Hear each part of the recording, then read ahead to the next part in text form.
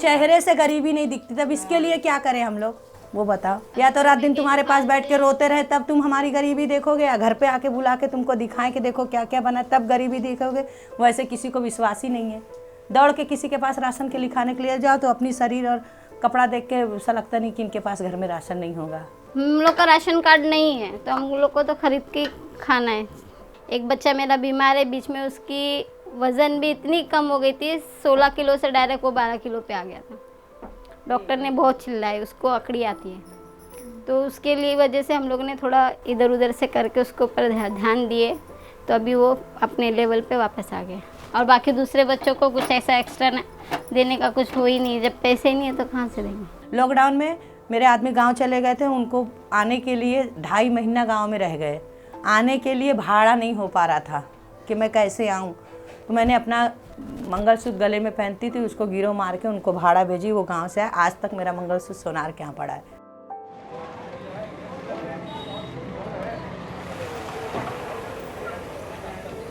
Heartbreaking stories in behind every one of these doors in the narrow lanes of Wadala slum in Mumbai.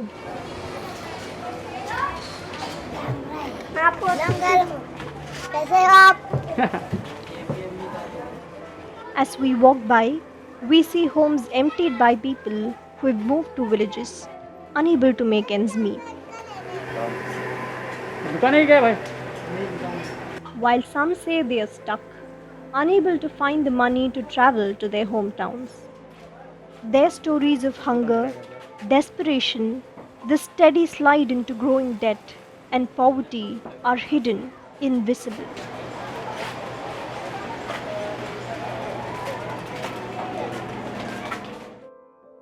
Almost dimmed out by the sheer shock and horror of these images of death in other parts of the country, the search for precious oxygen and few ICU beds. And this time, unlike the first wave, they say there is simply no one to extend a helping hand. जो दाल हम लोग 70 में लाते थे आज 110 रुपया हो गई है। जो चावल हम लोग 22 में 23 में लेते थे आज वो चावल 28-30 में है।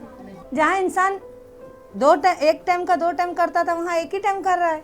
जहाँ 4 आलू का काम रहता वहाँ 2 ही आलू का काम चला ले रहा है भाई।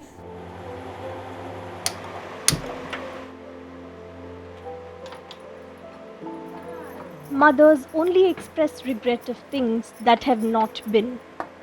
पिछले साल भी हम लोगों ने कुछ रमज़ान की तैयारी नहीं किए थे, और इस साल भी हम लोगों ने कुछ रमज़ान की कपड़े तक नहीं, ना नए कपड़े बच्चों के आए ना हमारे आए।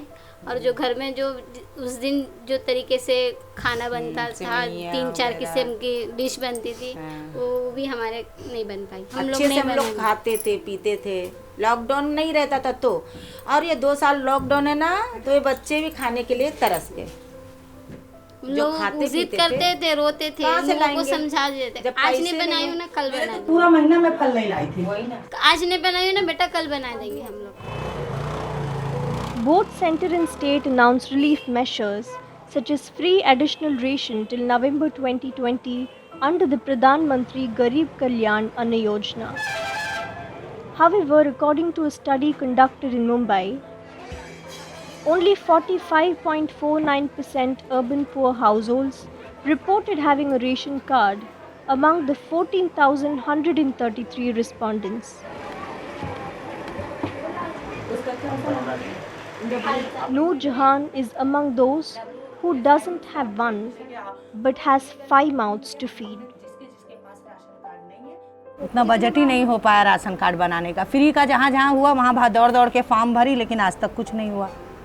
ओके, और कितना मांग रहे हैं वो लोग आपसे? जहाँ दिखाओ 10-15 इसे ही बोल रहे हैं। 10-15 कितना? 15,000। यहाँ पे कमला नगर में 3-4 राशन कार्ड वाले ऐसे हैं, विजयनगर में हैं कि जो लोगों को दादागिरी से भगा देते।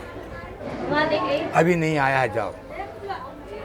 तो नहीं आया है तो आप ये 15 रुपये किलो गेहूँ कहाँ बेच रहे हैं? ये राशन आपके पास कहाँ से आया? 17 रुपये किलो चावल बेच रहे हैं, राशन कार्ड की चावल है, राशन कार्ड की गेहूँ है, आप बेच रहे हैं। अब इन पे बहस करो तो पुलिस भी नहीं सुनती है और बीएमसी भी नहीं सुनती है। The Shiv Bhojan free meal in Maharashtra was another scheme aimed at tackling the food crisis. However, the slum dwellers say they aren't aware of any centers near their places. According to the 2011-12 NSS survey, 61.9% of India's urban workforce is largely invisible. So how can we ensure that policies benefit this category of people? How effectively can policy measures be implemented to benefit the poor?